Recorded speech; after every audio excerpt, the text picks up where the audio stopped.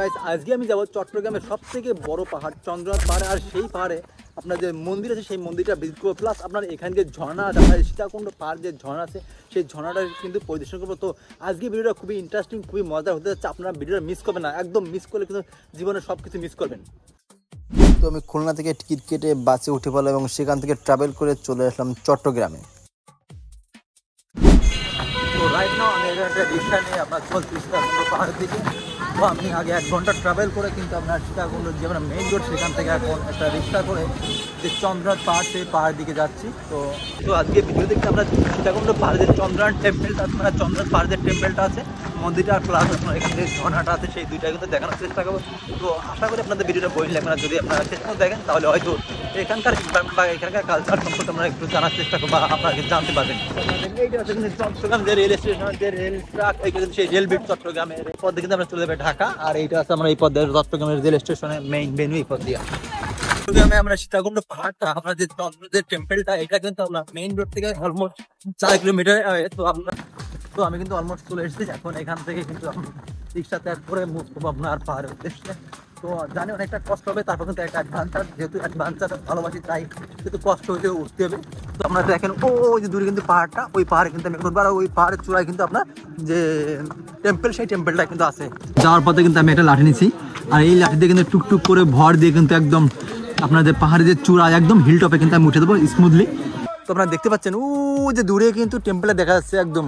তো আমার পিছনে দেখছেন ওইটা কিন্তু সেই পথ, আর এই পথ দিয়ে কিন্তু আমরা হাইটা মোটামুটি উঠে দেবো একদম পাহাড়ের চূড়ায়। তো পাহাড়ের ঢালটা কিন্তু এইখান থেকে শুরু হয়েছে, আর এই ঢাল বেবে এখন আমি চলে যাবো আপনার টেম্পলে।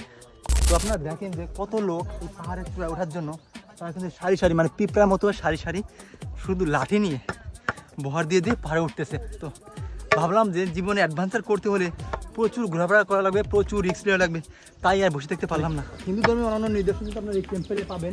তো এইটা যাওয়ার পথে দেখছেন এটা সুন্দর একটা টেম্পল, আর এইটাও আপনার টেম্পলে একটা গেট। তো আমরা এই গেট দিয়ে উঠবো না, আমি এখন এই যে পথটা আছে এই পথ দিয়ে চলে যাবো। আপনারা যাওয়ার পথে কিন্তু এই ধরনের স্টল পাবেন।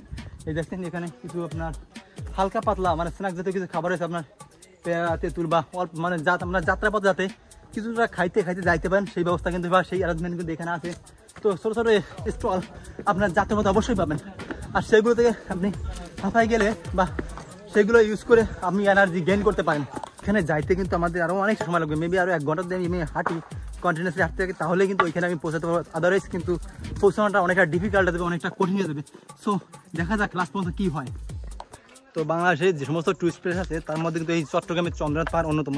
তো আপনারা চাইলে কিন্তু এই শীতকালে আসতে পারেন, আর বেসিক্যালি আপনারা বর্ষাকালে আসলে হয় কি আপনার যে এখানে যে ঝর্ণাটা আছে সেটা কিন্তু দেখতে পাবেন, কিন্তু আপনার শীতকালে যে ঝর্ণার যে পানি যে ফ্লোটা সেটা কিন্তু কম পাবেন। তো আপনারা যদি ঝর্ণা দেখতে চান তাহলে অবশ্যই আপনারা বর্ষাকালে আসবেন, আদারওয়াইজ আপনারা কিন্তু ঝর্ণার যে পানি ফ্লোটা সেটা অনেক কম দেখতে পাবেন। তো আমার ঝর্ণা দেখার উদ্দেশ্য না, আমার উদ্দেশ্য হচ্ছে এখানে টেম্পলটা আছে সেই টেম্পলটা দেখার উদ্দেশ্য, আর সেই জন্য কিন্তু আমার এত দূর জার্নি করে আসা।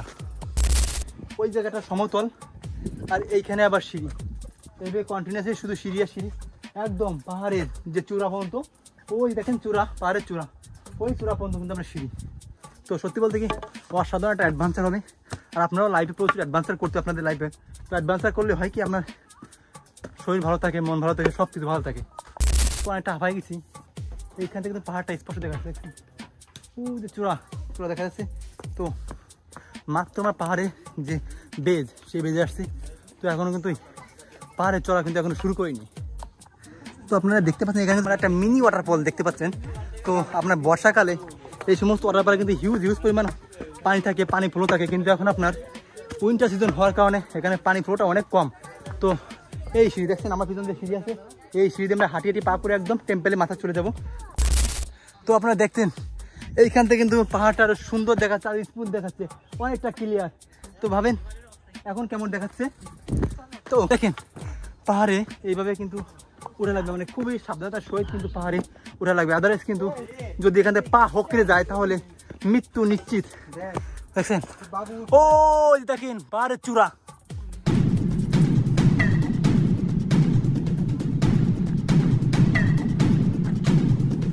তো এই পাশে দেখছেন পাহাড়ের ডিজাইনটা দেখেন, দেখছেন ও কি দেখবেন বাস্তবে আসলে দেখতে পেয়েছেন পাহাড় কাইটা এই দেখেন পাহাড় কাইটা কিন্তু এই রাস্তাটা তৈরি করছে, আর নিচে দেখেন কতটা ডিপ, কতটা হাইট, আপনারা সত্যি আসলে বুঝতে পারবেন যে চন্দ্রনাথ পাহাড়টা কেমন। চট্টগ্রামের সব থেকে বড় পাহাড় কিন্তু এই চন্দ্রনাথ পাহাড়। আর এই পাহাড়ের চূড়ায় কিন্তু আছে সেই টেম্পলটা, যে টেম্পল দেখার উদ্দেশ্যে কিন্তু আজকে আমাদের এই যাত্রা। আর তো দেখেন এই যে স্টারিস, এই পাহাড় দিয়ে দিয়ে কিন্তু উঠতে হবে। অলরেডি আমার ভেস্ট ছিল, সে ভেস্ট অলরেডি আপনার ভিজে গেছে।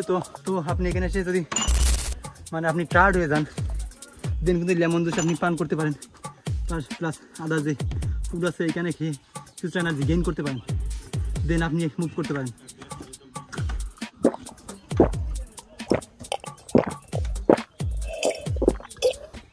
এখন অনেকটা ভালো লাগতেছে। তো আপনারা যাত্রাপথে পাহাড়ের ঢালে এই ধরনের ছোটো ছোটো দোকান পাবেন, যেখানে আপনি আমড়া মাখা, তেঁতুল, কলা, অন্য কিছু কিন্তু খাইতে পারবেন, যেগুলো খেয়ে আপনি ইনস্ট্যান্ট এনার্জি নিয়ে সত্যি বলতে কি আরও তাড়াতাড়ি আপনি পাহাড়ে উঠতে পারবেন।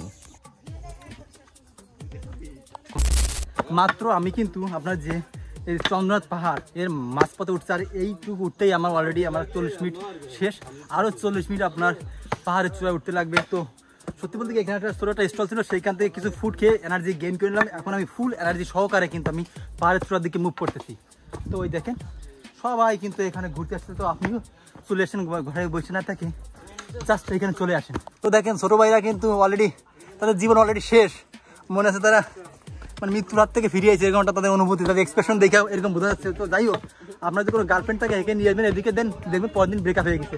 তো আপনারা এইখান থেকে জাস্ট নিচের ভিউটা দেখেন, দেখছেন মনে হচ্ছে কুয়াশার চাদর কিন্তু পুরো এলাকাটাকে গ্রাস করে ফেলছে। চোখ যায় শুধু ধু ধু কুয়াশা ছাড়া আর কোনো কিছু কিন্তু চোখে দেখা যায় না। সে ওই স্টলে কিছুটা রেস্ট করব, তারপরে ওখান থেকে আমি আবার হাঁটা শুরু করব, কারণ কি অনেকটা আমি হাঁপিয়ে গেছি। তো আপনিও চাইলে কিন্তু একবারে কিন্তু এই পাহাড়ে এসে উঠতে পারবেন না। সত্যি বলতে কি আপনাকে 10 মিনিট অন্তর অন্তর আপনাকে রেস্ট করতে হবে। তো আমি এখানে একটু রেস্ট করবো, রেস্ট করে আবার এনার্জিটা গেইন করবো, দেন আবার চলা শুরু করবো। তো ততক্ষণ আপনারা আমার পিছনের যে দৃশ্যটা সেটা উপভোগ করেন। তো আপনি যখন হাঁপায় যাবেন, যখন আপনি বেশি তৃষ্ণার্ত হয়ে যাবেন, তখন এই সমস্ত স্টল থেকে আপনি এক গ্লাস শরবত খেয়ে আপনাকে নিজেকে আবার রিচার্জ করবেন এবং নিজেকে রিফিল করার পরে আপনি ফুল অ্যান্থ নিয়ে আপনারা কিন্তু পাহাড়ে ওঠা বা হিল ক্লাইম্ব শুরু করতে পারবেন।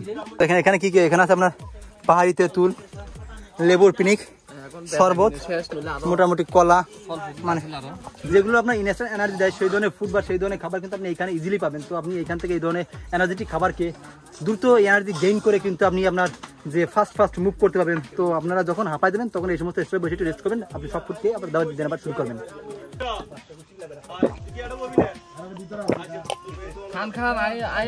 এখন একটু ভালো লাগতেছে। তো গাইস আপনারা এই জায়গাটা দেখছেন জাস্ট অসম, একদম আপনার যে হলিউডে যে মুভি আছে, যে সমস্ত মুভি আপনার এডিট করে তৈরি করে ভিএফএক্স দিয়ে তৈরি করে সেই সমস্ত সিনারি বা সেই সমস্ত রিয়েলিস্টিক দৃশ্য কিন্তু আপনি এইখানে স্মুথলি দেখতে পাবেন। জাস্ট আপনি একটু কষ্ট করে এই সমস্ত পাহাড়ে আপনার চন্দ্রনাথ পাহাড়ে চলে আসেন, তো আপনি সত্যি বলতে কি আপনার লাইফে অ্যাডভেঞ্চার কি সেইটা আপনি সম্পূর্ণভাবে জানতে পারবেন। দেখেন অসম্ভব সুন্দর দৃশ্য, যেটা আপনি টাকা দিয়েও পাবেন না। যদি আপনার কাছে টাকা থাকে বাট সময় নাই, বাট আপনার ঘোরার ইচ্ছা নাই, তাহলে কিন্তু আপনি এই ধরনের সিনারি মিস করবেন। মেবি আমি এখন চলে এসেছি, তো আর 5 মিনিট যদি আমি স্মুথলি এভাবে উঠতে থাকি ফাস্ট তাহলে হয়তো একদম টেম্পলের কাছে চলে যাবো। হিল টপের যে মন্দিরটা দেখা যায়, তো তার আগে কিন্তু এখানে একটা মন্দির আছে, এটা হচ্ছে আপনার শ্রী শ্রী বিরূপাক্ষ মন্দির, শ্রী শ্রী বিরূপাক্ষ মন্দির। তো আমি দেখি এই পাশটা কি আছে, এই পাশে সেম ডিজাইনের একটা মন্দির, আর এই পাশে ছোটো একটা স্টল আছে। তো দৃশ্যটা দেখেন, তো এই সিনটা দেখেন অসম্ভব সুন্দর না? তো আপনি চাইলে কিন্তু ঘুরতে আসতে পারেন। সত্যি বলতে কি অসম্ভব সুন্দর দৃশ্য, যেটা আমি ক্যামেরা আসলে জানি না আপনারা কতটা ইমাজিন করতে পারতেছেন। আমার মনে হয় ক্যামেরা আপনার সম্পূর্ণ ফুটেজটা বা সম্পূর্ণ রিয়েল দৃশ্যটা আপনারা কখনো ইমাজিন করতে পারবেন না, যদি না আপনি এইখানে এসে রিয়েলভাবে আপনি এই সিনারিটা উপলব্ধি না করেন। সত্যি বলতে কি আপনার হলিউড মুভিতে বা হিন্দি সিনেমায় যে সমস্ত সিনারি আপনার ভিএফএক্স দ্বারা তৈরি করা হয়, সেই সমস্ত সিনারি আপনি রিয়েলিস্টিকভাবে এইখানে আপনার প্রেজেন্সে আপনি অল্প খরচে কিন্তু উপলব্ধি করতে পারবেন। তো আমি কিন্তু প্রায় আপনার টেম্পলের কাছে চলে এসেছি।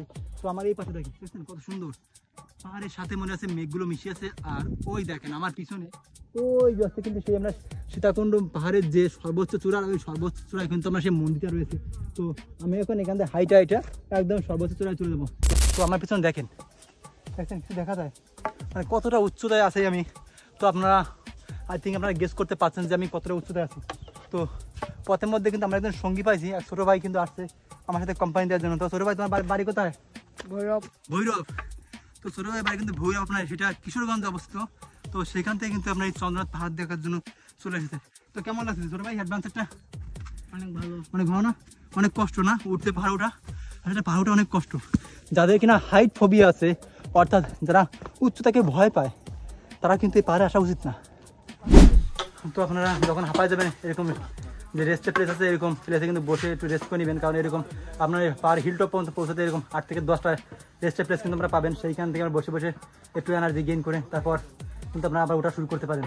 তো অবশেষে কিন্তু আমাদের জার্নি সমাপ্ত হলো। আমি এখন চলে এসেছি সেই যে মন্দির, আপনার সীতাকুণ্ড পাহাড়ের সর্বোচ্চ চূড়ায় যে মন্দির, সেই মন্দির কিন্তু চলে এসেছি। তো ওই দেখেন মন্দির, দেখেন এখানে কিন্তু আপনার একটা গেট তৈরি করা হয়েছে। আপনারা ভাবেন যে এত উঁচুতে কংক্রিটের গেট, হাউ ইমাজিন, মানে কত কষ্ট করে তারা কিন্তু এই গেটটা তৈরি করতেছে। তো অবশ্যই চলে আসলাম সেই আমাদের কাঙ্ক্ষিত প্লেসে। তো এই দেখেন এই হচ্ছে সেই আপনার চন্দ্রনাথ যে মন্দির, সেই মন্দিরটা। তো দেখেন, আর এই মন্দির দেখার উদ্দেশ্যে কিন্তু আমি প্রায় শত শত কিলো পাড়ি দিয়ে কিন্তু এখানে চলে এসেছি। তো আপনারা দেখেন,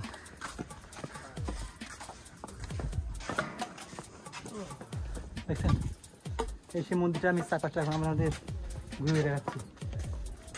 ওই যে কিন্তু সেই ছোট মন্দিরটা দেখা যাচ্ছে না, ওইখানে ছিলাম এত সময়। তো চলে আসলাম একদম হিল টপে। আর এইটাই কিন্তু চন্দ্রনাথ পাহাড়ের হিল টপ। আর এইটা আপনার around 1.5 kilometre from the sea level. Sea level থেকে 1.5 কিলোমিটার উচ্চতায় আছি আমি এখন। দেখেন একদম সাপের মতো আঁকাবাঁকা রাস্তা। তো সব থেকে দুঃখের বিষয় হচ্ছে যে আজকে ওয়েদারটা ভালো না, যার কারণে আপনার ক্লিয়ার দেখা যাচ্ছে না। একদম দেখছেন একদম ফগি, মানে কত সুন্দর দৃশ্য, যতদূর চোখ যায় মনে হয় শুধু ফগ আর ফগ। চারপাশটা একদম কুয়াশাচ্ছন্ন গেছে। আর এখানে কিন্তু অনেক লোক গ্যাদার গেছে। আর এই হচ্ছে সেই মন্দিরটা, যে মন্দির দেখার উদ্দেশ্যে আমরা এত দূর মানে শত শত কিলো পাড়ি দিয়ে কিন্তু আমরা এইখানে আসা, চট্টগ্রাম আসা। তো সত্যি বলতে কি অসাধারণ একটা অ্যাডভেঞ্চার হলো। যারা এখানে অ্যাডভেঞ্চার প্রিয়, যারা এখানে প্রকৃতি দেখতে ভালোবাসে, তারা কিন্তু এই সমস্ত প্লেসে আপনারা আসতে পারেন।